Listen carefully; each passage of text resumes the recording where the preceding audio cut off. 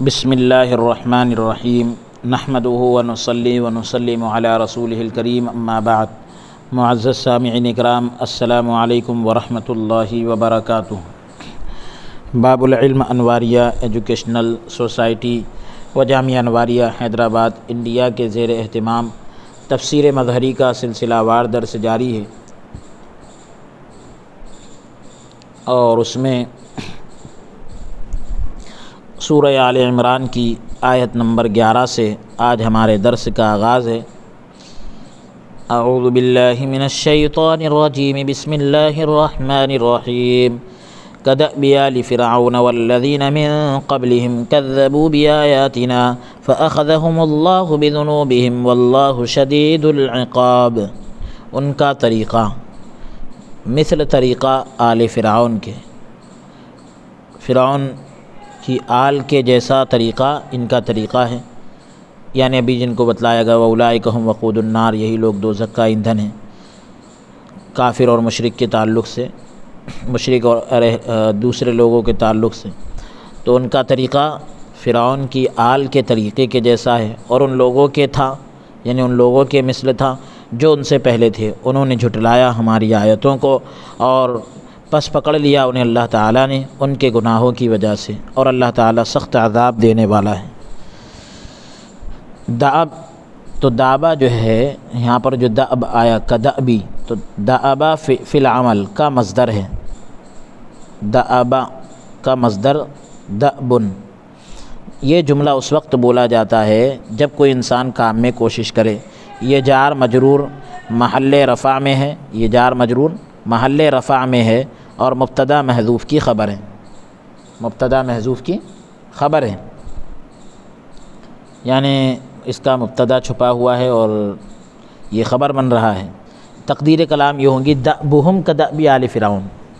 اس کا معنی یہ ہے کہ کفر اور رسولوں کی تکذیب میں، رسولوں کو جھٹلانے میں ان کا فعل، ان کا کام آل فرعون کے فعل کی طرح ہے، آل فرعون کے کام کی طرح ہے۔ حضرت ابن عباس، اکرمہ اور مجاہد نے بھی اسی طرح کہا ہے۔ ایک قول یہ کیا گیا ہے، ایک بات یہ بھی کہی گئی کہ اسے جو ہے معنی فعل سے معنی شان کی طرف نقل کیا گیا ہے، منتقل کیا گیا ہے، اور ابو عبیدہ نے کہا کہ اس کا معنی ہے آل فرعون کے طریقے کی طرح۔ اخفش نے کہا آل فرعون کے امر کی طرح، آل فرعون کے کام کی طرح اور ان کے عمل کی طرح۔ نصر بن شمیل نے کہا کہ آل فرعون کی عادت کی طرح۔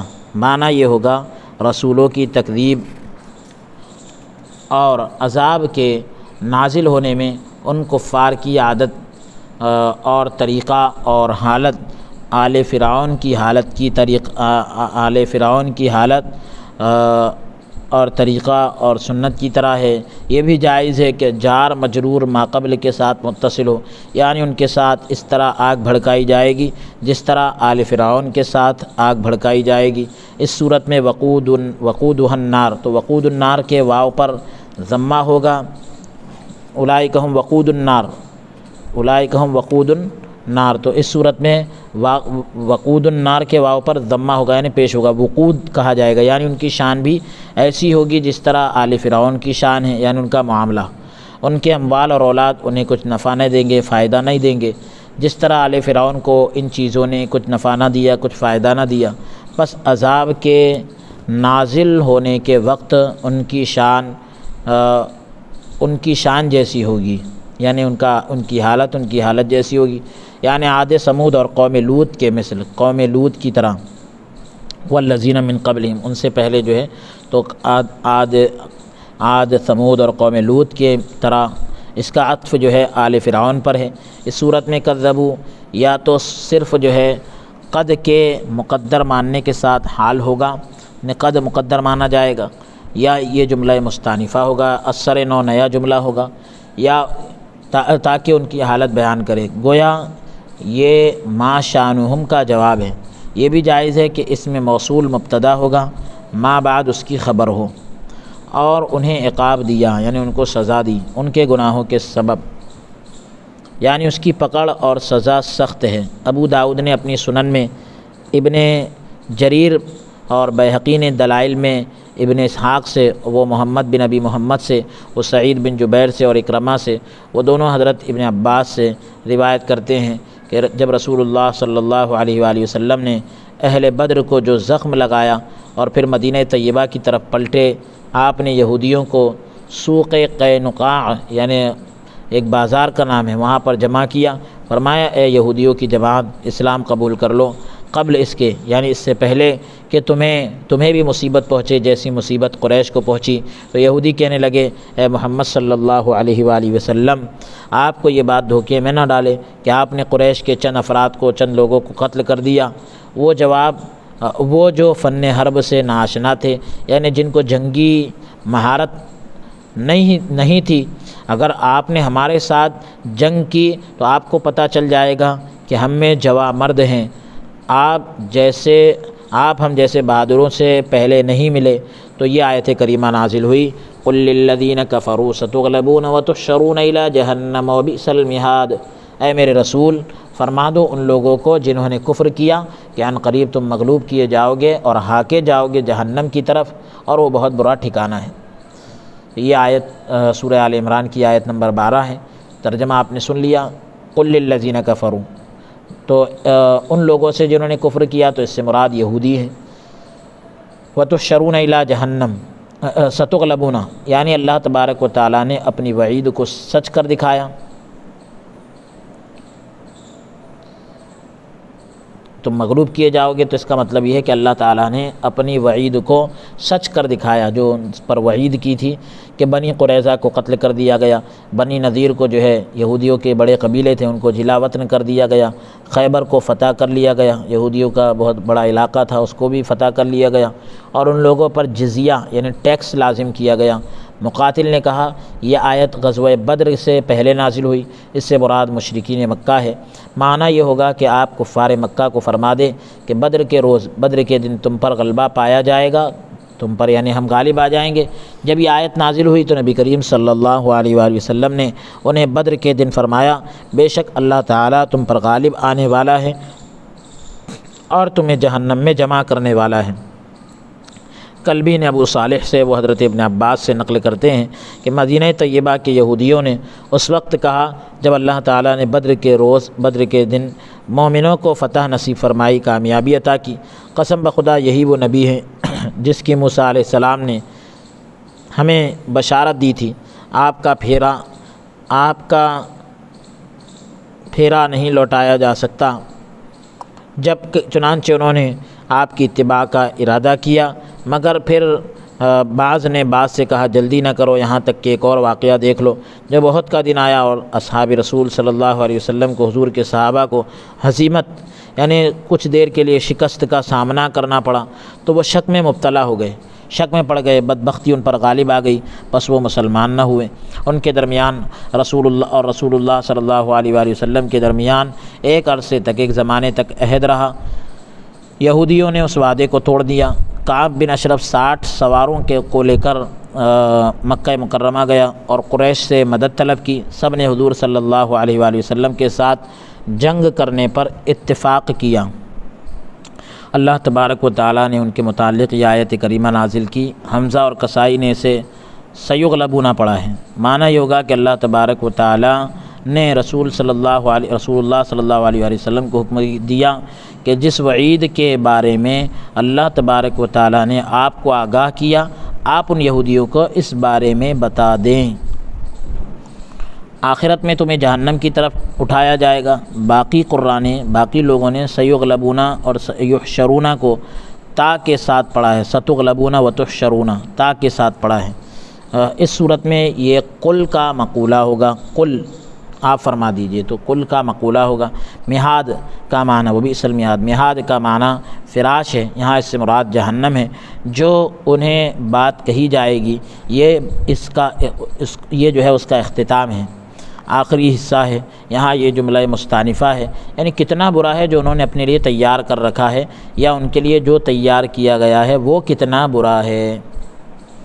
اگلی آیت کا نمبر ہے آیت نمبر 13 سورہ آل عمران۔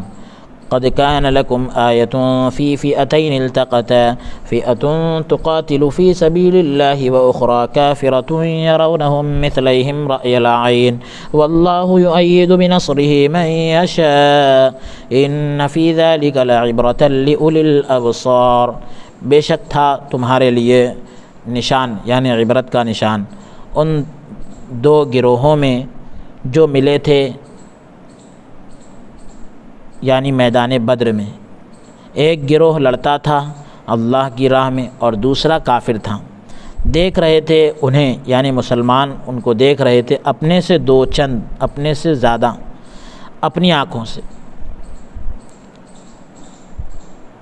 اور اللہ تعالیٰ مدد کرتا ہے اپنی نصرت سے جس کی چاہتا ہے۔ یقیناً اس واقعے میں بہت بڑا سبق ہے، یعنی بدر کے واقعے میں بہت بڑا سبق ہے آنکھ والوں کے لیے۔ یہ خطاب بھی یہودیوں کو ہوگا اس شرط پر کہ سابقہ آیت یعنی پہلی والی آیت جو ہے، اس سے پہلے جو آیت گزری ہے ان کے متعلق ہوں، یعنی اگر اس سے پہلے والی آیت کو ان سے ریلیٹڈ مانے، متعلق اور جڑا ہوا مانے، تو یہ آیت بھی یہودیوں سے متعلق ہوگی، یہ خطاب بھی یہودیوں سے ہوگا۔ یعنی اے یہودیوں، جو میں تمہیں کہتا ہوں کہ تم پر غلبہ پا لیا جائے گا، اس کی صداقت کی اس میں تمہارے لیے واضح دلیل موجود ہے۔ یا یہ خطاب مشرکین کے لیے ہوگا اگر یہ تصور کیا جائے کہ پہلی آیت کفار کے بارے میں ہے، یعنی اے کفار تمہارے لیے اس میں واضح نشانی ہے اور نبوت پر دلیل ہے۔ فی فئتین التقتا یعنی دو جماعتوں میں، تو فرقے کو فئتن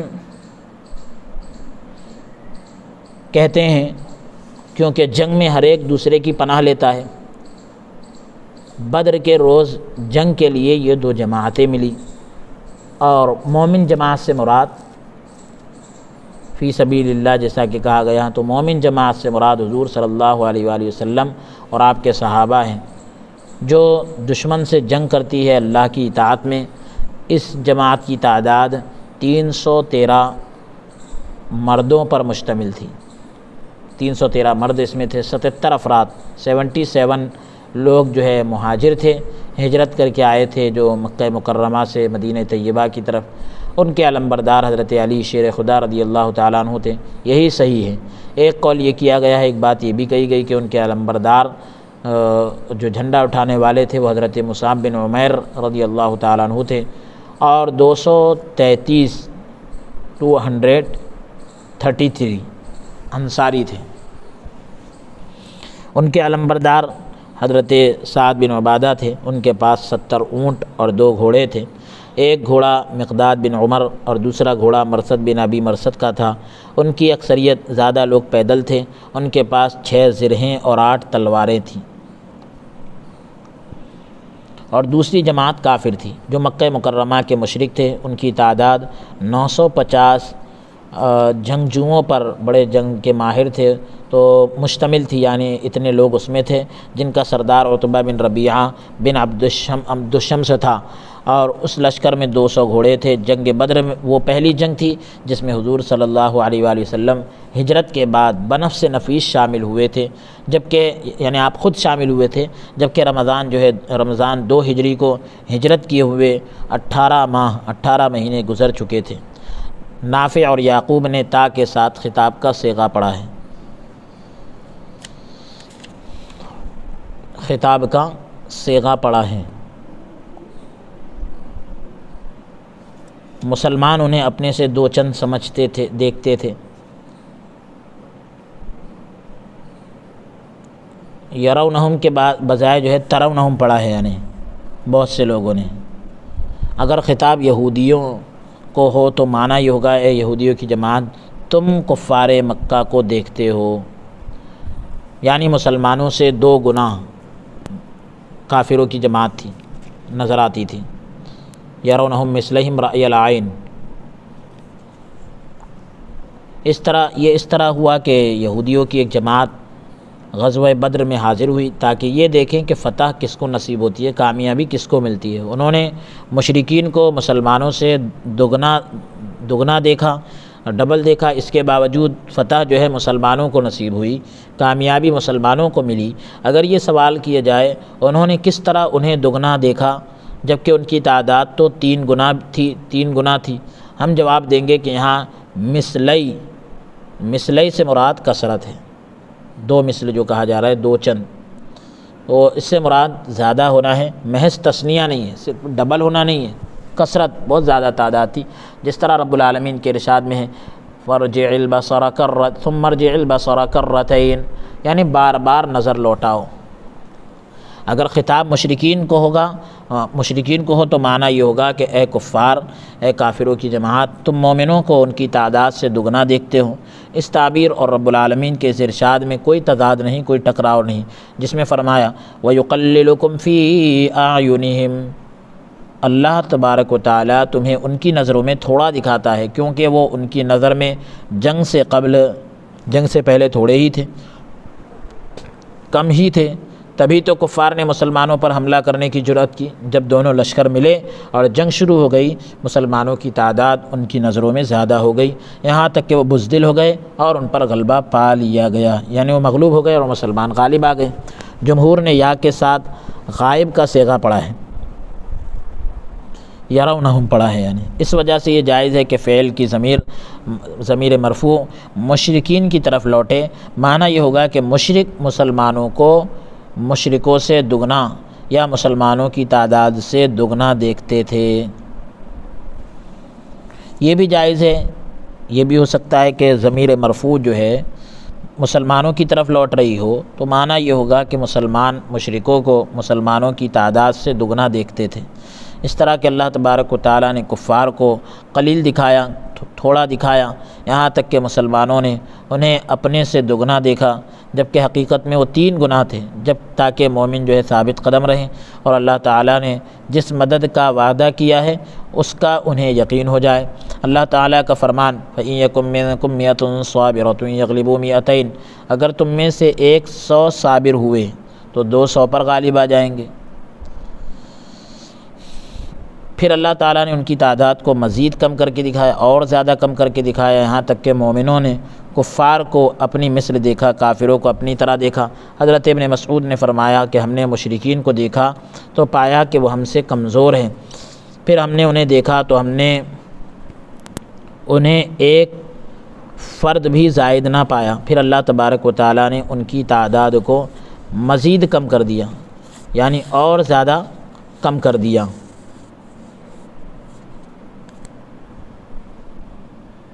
یہاں تک کہ ہم نے انہیں اپنے سے بھی کم دیکھا، یہاں تک کہ میں نے اپنے پہلو میں کھڑے آدمی کو کہا میں انہیں 70 کے قریب خیال کرتا ہوں، صرف 70 ہے ایسا سمجھتا ہوں۔ اس نے کہا کہ میں انہیں 100 کے لگ بھگ خیال کرتا ہوں۔ یہاں رؤیت جو ہے رأی العین، تو رؤیت جو ہے علم کے معنی میں ہے، تاکہ مثلی اس کا مفعول ثانی بن جائے، کیونکہ معنی اس کے حال ہونے کی تائید نہیں کرتا، حال ہونے کی تائید نہیں کرتا، یعنی حال بن رہا ہے ایسا نہیں بتا رہا ہے معنی۔ اللہ تبارک و تعالیٰ کا یہ فرمان مبالغے پر مبنی ہے، مبالغے پر اس کی بنیاد ہے کہ وہ کفار کو 2 مثل دیکھتے تھے۔ اس حاصل شدہ علم کو آنکھ سے دیکھنے کے علم سے تشبیہ دی ہے، مشابہت دی ہے، اسی وجہ سے یہاں رأی العین کا ذکر کیا اور اس سے مراد وہ علم لیا ہے جو اس سے حاصل ہوتا ہے۔ مسبب کو سبب کا نام دیا ہے، مسبب کو سبب کا نام دیا ہے، یہ مفعول مطلق ہونے کی حیثیت سے منصوب ہے۔ یہاں یہ بھی جائز ہے کہ حرف جار کے حذف کی وجہ سے منصوب ہو، عبارت ہوگی اس طرح ہوگی مثلیہم رأی العین کے بجائے کرأی العین، مقدر جو مانا جا رہا ہے وہ۔ یہاں ذالکہ سے مراد قلیل کو، ان فی ذالک لعبرۃ لأولی الابصار، تو ذالکہ سے مراد قلیل کو کثیر دکھانا ہے، کہ تھوڑے کو زیادہ دکھانا ہے۔ قلیل جن کے پاس کچھ قدرت نہ تھی انہیں مسلح یعنی ہتھیار بند کثیر تعداد پر غلبہ دینا ہے۔ یہاں اولی الابصار سے مراد ذوی العقول ہیں۔ ایک قول یہ کیا گیا ہے، ایک بات یہ بھی کہی گئی کہ اس سے مراد وہ لوگ ہیں جنہوں نے 2 جمعیتوں کو دیکھا، 2 جماعتوں کو دیکھا۔ اگلی آیت کا نمبر ہے آیت نمبر 14 سورہ آل عمران۔ زُيِّنَ لِلنَّاسِ حُبُّ الشَّهَوَاتِ مِنَ النِّسَاءِ وَالْبَنِينَ وَالْقَنَاطِيرِ الْمُقَنطَرَةِ مِنَ الذَّهَبِ وَالْفِضَّةِ وَالْخَيْلِ الْمُسَوَّمَةِ وَالْأَنْعَامِ وَالْحَرْثِ ذَلِكَ مَتَاعُ الْحَيَاةِ الدُّنْيَا وَاللَّهُ عِندَهُ حُسْنُ الْمَآبِ۔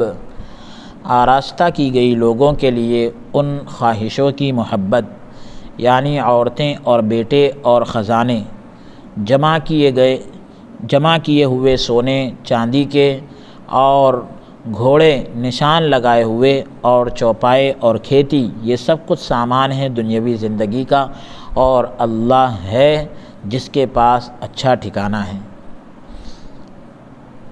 زُیِّنَ زینت، شین یعنی برائی کی ضد ہے، اور زین کا معنی ہے کسی چیز کا حسن اور جمال والا ہونا، اس حالت میں کہ وہ مدح کی یعنی تعریف کے مستحق ہو، تعریف کے لائق ہو، اور محبوب ہو یعنی پسندیدہ ہو۔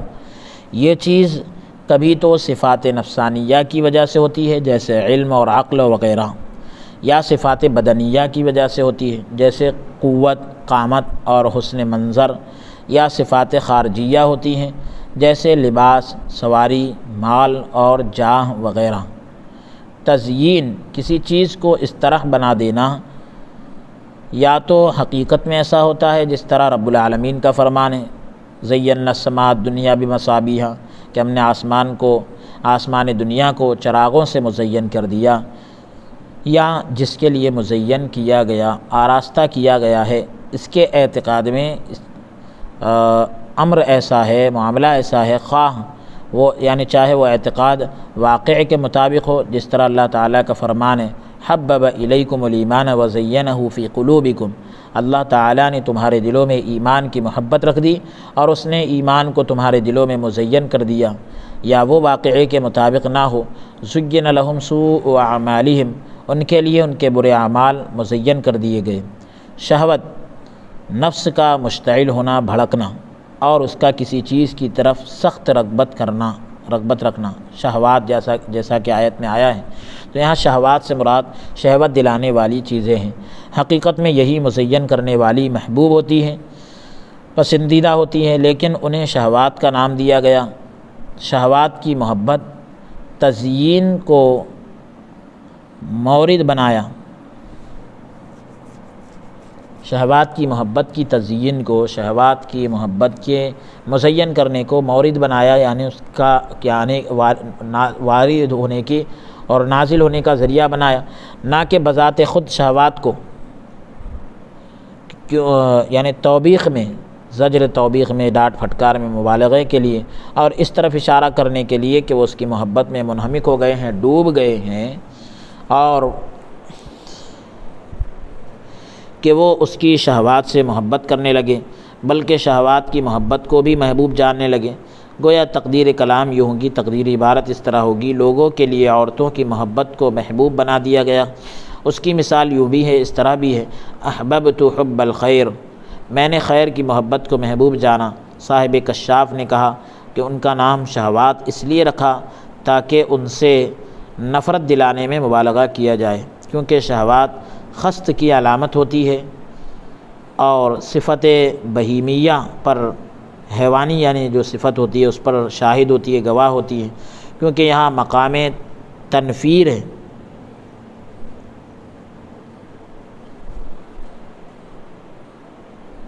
مقام تنظیر بھی کہا جا سکتا ہے، مقام تنظیر ہے، اور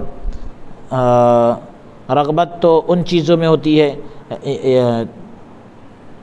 یعنی یہاں تو نفرت دلائی جا رہی ہے، اور رغبت تو ان چیزوں میں ہوتی ہے، تنفیر ہی زیادہ مناسب ہے، مقام تنفیر ہے، اور رغبت تو ان چیزوں میں ہوتی ہے جو اللہ تعالیٰ کے یہاں ہے۔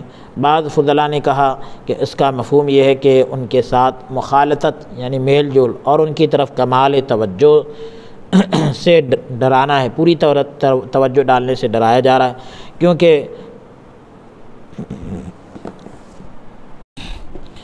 کیونکہ مشتہیات یعنی چاہت والی ہونے کی وجہ سے یہ انسان کو کلی طور پر پوری طرح سے اپنی طرف مشغول کر لیتی ہے، اور اللہ تعالیٰ کے پاس جو اس کے لیے خزانہ شدہ ہے، جمع کیا ہوا ہے، اس سے مطلقاً اسے روک دیتی ہے، بالکل روک دیتی ہے۔ جو چیزیں اللہ نے اس کے لیے جمع کر رکھی ہیں۔ زینت بخشنے والا اللہ تبارک و تعالی ہے، کیونکہ وہی جواہر و اعراض کو، جوہر اور عرض یعنی جو چیز خود سے قائم ہو یا کسی اور چیز کی وجہ سے اس کا قیام ہو، بندوں کے افعال اختیاریہ یعنی ایسے کام جو بندوں کے اختیار میں ہو، اور تمام قسم کے دواعی کا، تمام قسم کی جتنی بھی اس طرف بلانے والی جتنی بھی چیزیں ہیں، تو اس کا خالق اللہ تبارک و تعالی ہے۔ شاید اللہ تبارک و تعالی نے بطور ابتلا یعنی آزمائش کے طور پر انہیں مزین کیا ہے، زینت دی ہے۔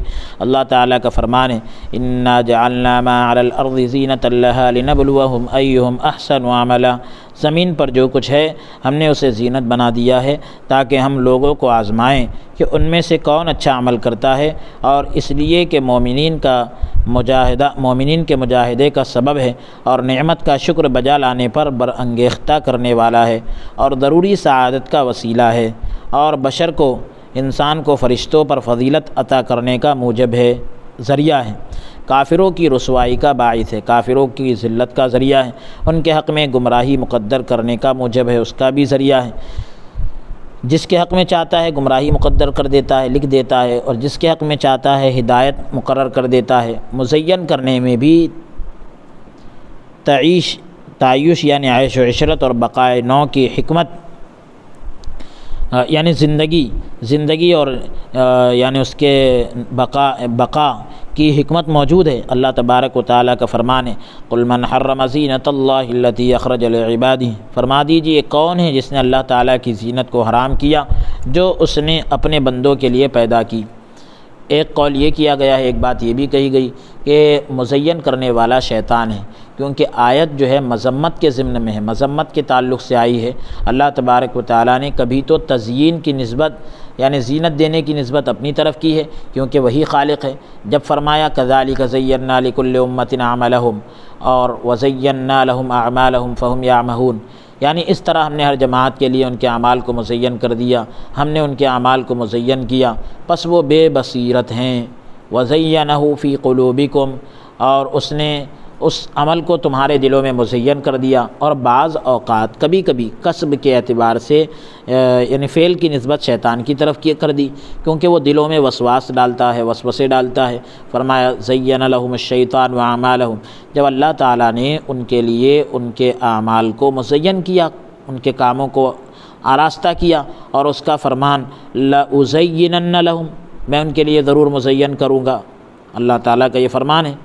وَزَيَّنَ لَهُمُ الشَّيْطَانُ وَأَعْمَالَهُمْ فَصَدَّهُمْ عَنِ السَّبِيلِ، اور شیطان نے ان کے لیے ان کے اعمال کو مزین کیا، بس شیطان نے انہیں سیدھے راستے سے روک دیا۔ قناطیر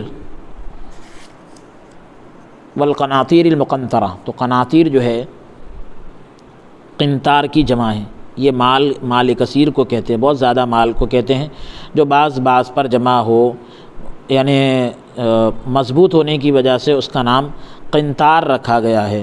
عربوں کا مقولہ ہے قنطرت الشیء، جب قنطرت الشیء، جب تو اس چیز کو مضبوط کر دیں، اس سے پل کو قنطرہ کہتے ہیں۔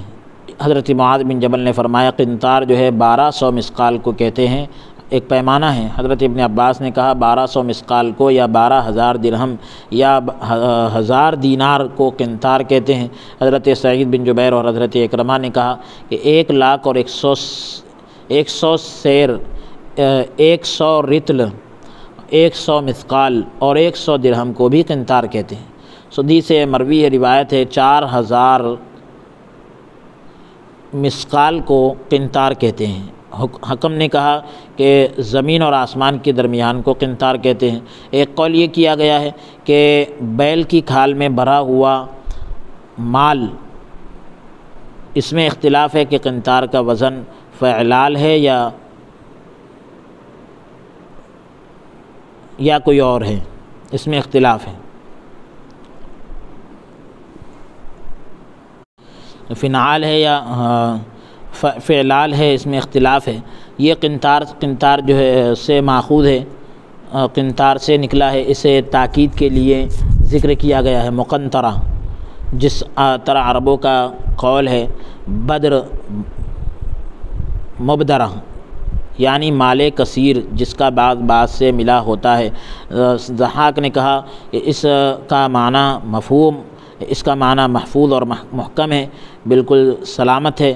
یمان نے کہا کہ اس کا معنی دفن شدہ ہے، اور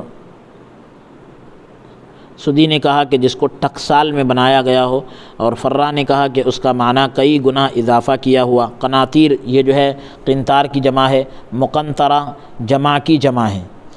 ایک قول یہ کیا گیا ہے، ایک بات یہ بھی کہی گئی کہ اسے ذہب یعنی والذہب والفضہ آیت میں جو آیا ہے، تو ذہب اس لیے کہتے ہیں کہ یہ کیونکہ ذہب کا معنی ہے جانا، اور سونا بھی آنے جانے والی چیز ہے۔ ایک قول یہ کیا گیا ہے، ایک بات یہ بھی کہی گئی کہ اس کو فضہ یعنی چاندی کو فضہ اس لیے کہتے ہیں کیونکہ یہ بکھر جاتی ہے۔ الخیل کی جمع کے لیے، الخیل کی جمع کے لیے بولا جاتا ہے۔ اس کا لفظ میں کوئی واحد نہیں ہوتا، یعنی گھوڑے کی پوری جنس مراد ہوتی ہے۔ مجاہد نے کہا کہ اس سے مراد جن کے جسم، یعنی مراد وہ ہے کہ جن کے جسم مضبوط اور جمال والے، خوبصورتی والے، اور تصویم سے مراد والمسومہ، تو مسومہ یعنی تصویم سے مراد ان کا حسن ہے۔ سعید بن جبیر نے کہا کہ چرنے والی، حسن، اور حسن اور ابو عبیدہ نے کہا نشان زدہ، نشان لگے ہوئے، یہ سیما سے مشتق ہے، وہاں سے نکلا ہے، جس کا معنی علامت ہے۔ پھر انہیں علامت میں سے انہیں علماء میں سے بعض نے کہا کہ ان کی علامت سے مراد جلد کا دھبا ہے اور رنگ ہے، یہی قتادہ کا قول ہے۔ ایک قول یہ بھی کیا گیا ہے کہ اس سے مراد القی یعنی داغنا ہے۔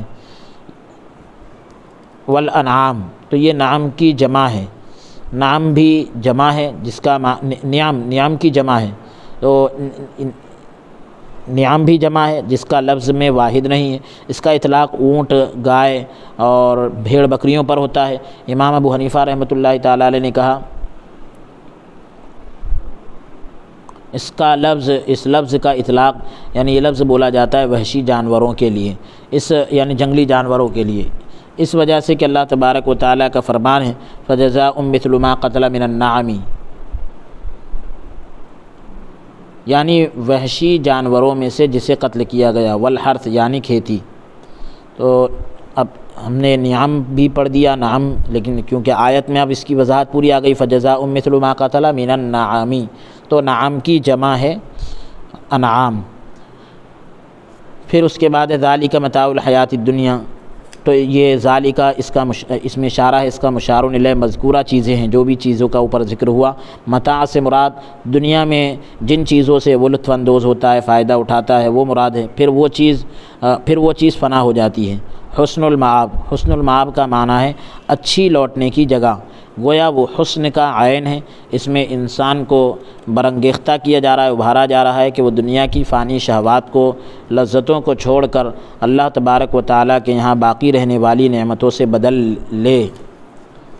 اگلی آیت کا نمبر ہے آیت نمبر 15 سورہ آل عمران۔ قل أنبئكم بخير من ذلكم للذين اتقوا عند ربهم جنات تجري من تحتها الأنهار خالدين فيها وأزواج مطهرة ورضوان من الله والله بصير بالعباد۔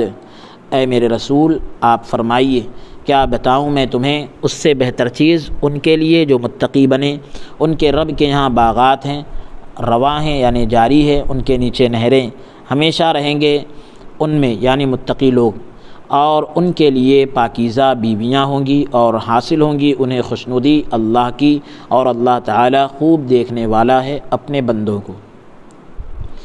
اس میں جن چیزوں کا ذکر کیا گیا ہے، اس میں کفار کو زجر و توبیخ کرنا ہے، ڈرانا ہے، اور اس میں یہ اشارہ بھی ہے کہ نبی کریم صلی اللہ علیہ وآلہ وسلم متردد تھے کہ ان پر شفقت کرتے ہوئے اللہ تعالیٰ کا حکم بجا لاتے ہوئے انہیں آگاہ کرے یا قبول حق سے، یعنی حضور علیہ السلام یہ فکر میں تھے کہ ان پر شفقت کرتے ہوئے اور اللہ کا حکم بجا لاتے ہوئے ان کو آگاہ کرے یعنی الرٹ کرے، یا قبول حق سے، حق قبول کرنے سے ان کی دوری کے باعث، ان کے دوری کی وجہ سے آگاہ نہ کرے، باخبر نہ کرے۔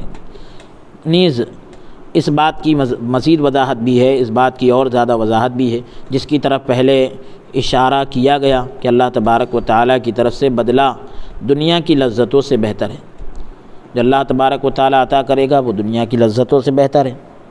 اس میں جنت جو ہے مبتدا اور ظرف جو ہے خبر مقدم ہے۔ جنات تجری، ان کے لیے یعنی اپنے رب کے پاس باغات ہیں، تو یعنی جنت مبتدا اور ظرف جو ہے خبر مقدم ہے۔ یہ جملہ مستانفہ ہے اور ضمیر کا بیان ہے۔ یہ بھی جائز ہے، یہ بھی ہو سکتا ہے کہ یعنی یہ کہنا بھی جائز ہے کہ ظرف جو ہے خبر کے متعلق ہو یا شبہ فعل محذوف کے متعلق ہو، یا جو شبہ فعل خبر کی صفت بنے۔ یہاں متقین کو خاص کرنے کی حکمت یہ ہے کیونکہ وہی اس سے نفع حاصل کرتے ہیں، فائدہ اٹھاتے ہیں، اور جنات جو ہے مبتدا محذوف کی خبر ہے، اور مبتدا محذوف ہوا جو ضمیر ہے، مبتدا محذوف ہوا ہے جو ضمیر ہے، یعنی ضمیر کی شکل میں۔ یہ جنات کی صفت ہے۔ جنات تجری، روا ہے ان کے نیچے نہریں، من تحتها الانہار، تجری من تحتها الانہار، تو یہ جنات کی صفت ہے، یعنی ایسے باغات ہیں جن کے نیچے نہریں بہتی ہیں۔ جب وہ اس میں داخل ہو جائیں گے تو ان کا وہاں رہنا ہمیشہ کے لیے مقدر کر دیا جائے گا، خالدین فیہا۔ ابو بکر نے یعنی ان چیزوں سے پاک ہوں گی یعنی ازواج مطہرہ، پاک باز بیویاں، یعنی ان چیزوں سے پاک ہوگی جن کی وجہ سے عورتوں کو ناپسند کیا جاتا ہے، جیسے حیض، نفاس، پیشاب پاخانہ وغیرہ۔ ابو بکر نے عاصم سے روایت کرتے ہوئے رضوان کی راہ پر پورے قرآن میں ضمہ پڑھا ہے، ورضوان پڑھا ہے، سوائے سورہ مائدہ میں دوسرے حرف کے وہاں مقصور ہے، رضوانہ سبل السلام، زیر کے ساتھ پڑھا ہے وہاں رضوان کو۔ باقی قراء نے لام کو کسرہ کے ساتھ پڑھا ہے، زیر کے ساتھ پڑھا ہے۔ یہ دونوں لغتیں ہیں، جس طرح عدوان اور عدوان۔ ایک قول یہ کیا گیا ہے، ایک بات یہ بھی کہی گئی ہے کہ انسان جن چیزوں کی خواہش رکھتا ہے ان میں سے جنات کا ذکر کیا، باغات کا ذکر کیا جو کھیتی سے تعلق رکھتے ہیں، ازواج مطہرہ پاکیزہ بیویاں، ان کا بھی ذکر کیا جو عورتوں سے تعلق رکھتی ہیں۔ بنین کا ذکر نہیں کیا، اولاد کا، کیونکہ اولاد سے دار فانی میں مقصود مدد کرنا، دنیا میں مدد کرنا اور نوع کی یعنی انسانیت کی بقا ہے، نہ ہی گھوڑوں اور چوپاؤں اور سونے اور چاندی کا ذکر کیا، کیونکہ گھوڑوں کی سواری میں مشقتوں اور چوپایوں کی مشقتوں یعنی جانوروں کی مشقتوں سے مستغنی ہو چکے ہیں، بے نیاز ہو چکے ہیں، کیونکہ وہ مقاصد حاصل کر چکے ہیں، مقصد ان کا حاصل ہو چکا ہے، وہ بیع و شراء سے مستغنی ہیں، یعنی وہاں جو ہے خرید اور فروخت کا معاملہ نہیں ہوگا جس کے لیے یہاں رقم کی ضرورت ہوتی ہے۔ اور اللہ تعالیٰ نے ان کے لیے اس چیز کا اضافہ کیا جس سے مزید اضافے کا تصور نہیں کیا جا سکتا، وہ اللہ تعالیٰ کی رضا ہے۔ اور رضوان کو جو ہے یعنی اللہ کی خوشنودی، تو رضوان کو نکرہ ذکر کیا، اس سے یہ اس امر کی طرف اشارہ ہے کہ یہ ایسا امر ہے، یہ ایسا معاملہ ہے جس کا علم اپنے ادراک کے ذریعے حاصل نہیں کر سکتا، اپنے سمجھ کے ذریعے حاصل نہیں کر سکتا۔ حضرت ابو سعید خدری رضی اللہ عنہ سے مروی ہے، روایت ہے کہ رسول اللہ صلی اللہ علیہ وآلہ وسلم نے فرمایا، اللہ تعالیٰ جنتیوں سے فرمائے گا، اے جنتیوں، وہ عرض کریں گے، ہم حاضر ہیں اے ہمارے رب، لبیک ربنا وسعدیک والخیر فی یدیک۔ اللہ تعالیٰ ارشاد فرمائے گا، کیا میں تمہیں اس سے افضل عطا نہ کروں؟ وہ عرض کریں گے، اس سے افضل چیز کیا ہو سکتی ہے؟ اللہ تعالیٰ ارشاد فرمائے گا، میں تم پر اپنی رضا نازل کرنا چاہتا ہوں، اپنی خوشنودی نازل کرنا چاہتا ہوں، میں اس کے بعد تم سے کبھی ناراض نہ ہوں گا۔ قاضی ثناء اللہ پانی پتی نقشبندی عثمانی علیہ رحمہ فرماتے ہیں، میری رائے یہ ہے کہ جنات کا ذکر ان تمام چیزوں کے مقابلے میں ہے جس کی وہ خواہش کرتے ہیں، کیونکہ اللہ تعالیٰ کا فرمان ہے، وَفِيهَا مَا تَشْتَهِيهِ الْأَنفُسُ وَتَلَذُّ الْأَعْيُنُ۔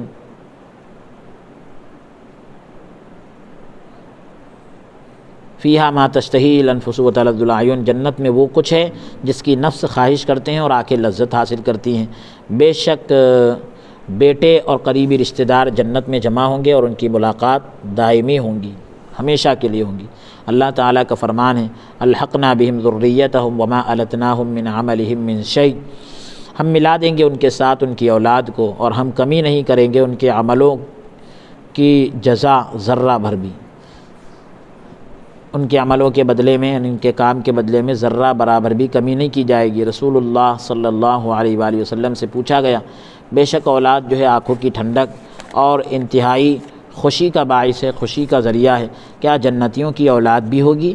فرمایا مومن جب جنت میں اولاد چاہے گا تو حمل، وضع حمل یعنی 9 مہینے رہنا اور بچہ پیدا ہونا اور اس کی عمر، یہ ساری چیزیں ایک ساتھ میں ہوگی، ایک لمحے میں ہوگی، جس طرح وہ چاہے گا۔ اسے امام ترمذی نے روایت کیا ہے اور اسے حسن قرار دیا۔ بیہقی نے اور حناد نے زہد میں، حضرت ابو سعید سے حاکم نے تاریخ میں اور اصبہانی نے ترغیب میں روایت کیا ہے۔ رہا سونے اور چاندی کے خزانوں کا معاملہ، تو اللہ تعالیٰ نے ایک جنت کو یوں بنایا کہ اس کی ایک اینٹ سونے اور دوسری اینٹ چاندی کی، اور اس کا گارا مشک کا بنایا ہے۔ اللہ اکبر۔ بزار، طبرانی اور بیہقی نے حضرت ابو سعید سے اور انہوں نے نبی کریم صلی اللہ علیہ وآلہ وسلم سے روایت کیا ہے۔ حدیث مرفوع میں ہے 2 جنتیں ہیں، اس کے برتن اور جو کچھ اس میں ہے سب چاندی کا ہے، اور 2 جنتیں ہیں جس کے برتن اور جو کچھ اس میں ہے سب سونے کا ہے۔ یہ روایت متفق علیہ ہے، اور حدیث حضرت ابو موسیٰ سے مروی ہے، نقل ہے کہ جہاں تک گھوڑوں اور چوپاؤں کا تعلق ہے تو ایک بدو نے، ایک دیہاتی شخص نے حضور صلی اللہ علیہ وآلہ وسلم سے عرض کیا کہ یا رسول اللہ صلی اللہ علیہ وآلہ وسلم، میں گھوڑوں سے محبت کرتا ہوں، کیا جنت میں گھوڑے ہوں گے؟ حضور صلی اللہ علیہ وآلہ وسلم نے ارشاد فرمایا اگر تو جنت میں داخل ہوگا تو یاقوت کے گھوڑے کے پاس آئے گا جس کے 2 پر ہوں گے، تو اس پر سوار ہوگا، پھر تو جہاں چاہے گا وہ تجھے لے کر اڑ جائے گا۔ اسے امام ترمذی نے حضرت ابو ایوب سے روایت کیا ہے۔ امام ترمذی اور بیہقی نے اسی کے مثل حضرت بردہ سے مرفوع روایت کی۔ طبرانی اور بیہقی نے عمدہ سند کے ساتھ عبد الرحمن بن ساعدہ سے مرفوع روایت کی۔ ابن مبارک نے شفیع بن مانع سے روایت کی کہ رسول اللہ صلی اللہ علیہ وآلہ وسلم نے جنت کی نعمتوں کے بارے میں فرمایا کہ جنتی باہم یعنی آپس میں ملاقات کے لیے گھوڑوں اور اونٹوں پر سوار ہوں گے۔ جمعہ کے دن انہیں گھوڑے پیش کیے جائیں گے جن پر زینے کسی ہوں گی، لگامیں ڈالی ہوں گی، جو لید کریں گے نہ پیشاب کریں گے۔ وہ ان پر سوار ہوں گے یہاں تک کہ وہ وہاں تک پہنچیں گے جہاں تک اللہ تبارک و تعالیٰ چاہے گا۔ ابن ابی الدنیا، ابو شیخ اور اصفہانی نے حضرت علی شیر خدا سے رضی اللہ تعالیٰ عنہ سے مرفوع روایت نقل کی ہے۔ فرمایا بے شک جنت میں ایسا درخت ہوگا جس کے اوپر والے حصے سے حلے اور نیچے والے حصے سے ابلق گھوڑے نکلیں گے جو سونے کے ہوں گے، جن کی زینے اور لگامیں موتیوں اور یاقوت کی ہوں گی، وہ پروں والے ہوں گے، ان کا قدم حد نگاہ پر پڑے گا، یعنی جہاں تک نگاہ جائے گی وہاں ان کا پہلا قدم پڑے گا، جو لید کریں گے نہ پیشاب کریں گے۔ اللہ تعالیٰ کے یہاں اولیاء اس پر سوار ہوں گے، اللہ تعالیٰ کے اولیاء اس پر سوار ہوں گے، وہ انہیں اڑا کر لے جائیں گے جہاں وہ چاہیں گے۔ جو لوگ ان کے نیچے ہوں گے وہ کہیں گے انہوں نے ہمارا نور بچھا دیا ہے، ہمارا نور بجھا دیا ہے، معذرت کے ساتھ انہوں نے ہمارا نور یعنی ہماری روشنی چھپ گئی۔ یہ کون لوگ ہیں؟ وہ یعنی اللہ یا فرشتہ جواب دے گا کہ بے شک یہ لوگ خرچ کرتے تھے اور تم بخل کرتے تھے، وہ جنگ کرتے تھے اور تم گھروں میں بیٹھے رہتے تھے۔ ابن مبارک نے حضرت عبداللہ بن عمر سے روایت کیا ہے کہ بے شک جنت میں عمدہ گھوڑے ہوں گے جن پر جنتی سواری کریں گے۔ ابن وہب نے حضرت حسن بصری سے روایت کیا کہ رسول اللہ صلی اللہ علیہ وآلہ وسلم نے فرمایا جنتیوں میں ازروء مقام ازروِ مقام و مرتبہ یعنی مقام اور مرتبے کی حیثیت سے سب سے ادنا کم تر وہ شخص ہوگا جو 10 لاکھ ایسے خادموں کے درمیان سرخ یاقوت کے گھوڑے پر سوار ہوگا۔ 10 لاکھ ایسے خادموں کے درمیان سرخ یاقوت کے گھوڑے پر سوار ہوگا جس کے پر سونے کے ہوں گے۔ سرخ یاقوت کا ایسا گھوڑا جس کے پر سونے کے ہوں گے، اور جنتی اس پر سوار ہوگا، اور 10 لاکھ خادم ہوں گے۔ رہی کھیتیاں، تو امام بخاری نے حضرت ابو ہریرہ رضی اللہ عنہ سے روایت کی ہے کہ رسول اللہ صلی اللہ علیہ وآلہ وسلم نے فرمایا کہ ایک جنتی اللہ تعالیٰ سے کھیتی باڑی کرنے کی اجازت طلب کرے گا، کھیتی باڑی کرنے کی اجازت مانگے گا۔ اللہ تعالیٰ فرمائے گا کیا تو اس حالت میں نہیں جو تو چاہتا ہے؟ وہ عرض کرے گا کیوں نہیں، لیکن میں کھیتی باڑی کو پسند کرتا ہوں۔ فرمایا کہ وہ کھیتی باڑی کرے گا تو اس کی نباتات، اس کا پکنا اور کاٹنا، یعنی اس کا اگنا، پکنا اور کاٹنا آگ جھپکنے سے بھی تیز ہوگا۔ اللہ اکبر۔ بس وہ پہاڑ جیسی ہوگی۔ اللہ تعالیٰ فرمائے گا اسے ابن آدم سے لے لو، تجھے کوئی چیز سیر نہیں کرے گی، یعنی سیراب نہیں کرے گی۔ طبرانی اور ابو الشیخ نے اسی کے مثل جو ہے روایت کیا ہے۔ اس میں یہ بھی ہے کہ اس کی بالی جس میں دانے وغیرہ اگتے ہیں 12 ذراع ہوگی، 12 گز کی ہوگی۔ پھر وہ اپنی جگہ میں رہے گا یہاں تک کہ پہاڑ کی مثل، پہاڑ کی طرح اس سے رکام یعنی غلے کے ڈھیر ہوں گے۔ جنت کی نعمتوں میں عورتوں کے ذکر کرنے کی وجہ شاید یہ ہو کیونکہ عرب جو ہے عورتوں کے سخت حریص تھے، بہت یعنی حرص کرتے تھے، ان کی طرف خواہش رکھتے تھے، یا اس لیے کہ عورتیں جو ہے تمام جنتیوں کے لیے ہوگی۔ رہے بیٹے اور دوسری نعمتیں تو یہ صرف ان کے لیے ہوں گے جن کے اس دنیا میں بیٹے تھے، یا صرف ان کے لیے ہوں گے جو ان کی خواہش کریں گے، جبکہ ان میں سے اکثر اس کی خواہش نہ کریں گے، کیونکہ حضرت ابو سعید خدری رضی اللہ عنہ سے روایت مروی ہے، نقل ہے کہ جب مومن جنت میں بچے کی خواہش کرے گا وہ اسی لمحے اس کا جو ہے بچہ پیدا ہو جائے گا، لیکن وہ ایسی خواہش نہیں کرے گا۔ اسے امام ترمذی اور دارمی نے روایت کیا ہے، یعنی وہ عموماً اس کی خواہش نہیں کرے گا۔ اسی طرح روایات کو جمع کیا گیا ہے۔ اللہ تعالیٰ دنیاوی نعمتوں پر جو زیادہ کرے گا اس کا ذکر فرمایا، جب اس سے زیادہ کا تصور بھی نہیں کیا جا سکتا، وہ اللہ تعالیٰ کی رضا ہے، کیونکہ یہ چیز حقیقت میں دنیاوی اور اخروی، دنیا اور آخرت کی نعمتوں میں فرق کرنے والی ہے، کیونکہ دنیا اور اس میں جو کچھ ہے سب پر لعنت کی گئی ہے سوائے اس کے جس کے ساتھ وہ اللہ تعالیٰ کی رضا چاہے۔ اور ایک روایت میں اللہ تعالیٰ کا ذکر ہے، ایک روایت میں اللہ تعالیٰ کا ذکر چاہے کہ الفاظ ہیں،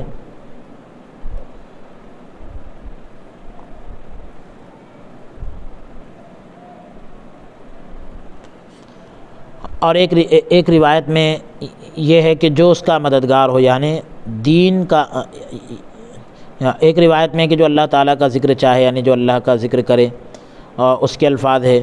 ایک روایت میں یہ کہ جو اس کا مددگار ہو یعنی دین کا عالم ہو، اور متعلم ہو یعنی سیکھنے سکھانے والا ہو، اور اس کے الفاظ ایسے طبرانی نے اوسط میں حضرت ابن مسعود سے نقل کیا ہے، اور صغیر میں حضرت ابو الدرداء سے، ابن ماجہ نے حضرت ابو ہریرہ سے نقل کیا ہے۔ جہاں تک جنت کی نعمتوں کا تعلق ہے تو یہ سب اللہ تعالیٰ کی ہے۔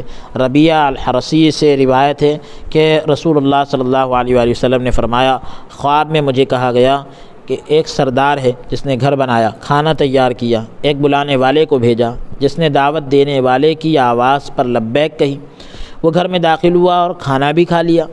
سردار بھی اس سے راضی ہو گیا جس نے دعوت دینے والے کی آواز پر لبیک نہ کہی، وہ گھر میں داخل بھی نہ ہوا، کھانا بھی نہ کھایا، اور اس کا آقا بھی اس پر ناراض ہو گیا۔ فرمایا اللہ تعالیٰ سید ہے یعنی سردار ہے، حضرت محمد صلی اللہ علیہ وآلہ وسلم دعوت دینے والے ہیں، گھر جو ہے وہ اسلام ہے اور کھانا جنت ہے۔ اسے دارمی نے روایت کیا ہے۔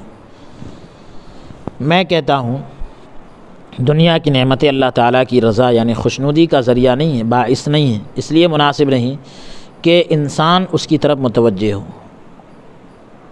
اللہ تعالیٰ کا فرمان ہے وَلَا تَمُدَّنَّ عَيْنَيْكَ إِلَىٰ مَا مَتَّعْنَا بِهِ أَزْوَاجًا مِّنْهُمْ زَهْرَةَ الْحَيَاةِ الدُّنْيَا، اور آپ کا مشتاق نگاہوں سے نہ دیکھیے، ان چیزوں کی طرف نگاہوں سے نہ دیکھے آپ مشتاق نگاہوں سے نہ دیکھیں ان چیزوں کی طرف جن سے ہم نے لطف اندوز کیا کافروں کے چند گروہوں کو۔ یعنی شوق والی نگاہوں سے ان کی طرف نہیں دیکھنا ہے جس سے کافروں کو ہم نے فائدہ دے دیا، کافروں کے چند گروہ کو فائدہ دے دیا۔ یہ صرف زیب اور زینت میں دنیاوی زندگی کی اور جنت کی نعمتیں سب اللہ تبارک و تعالیٰ کی پسندیدہ ہیں۔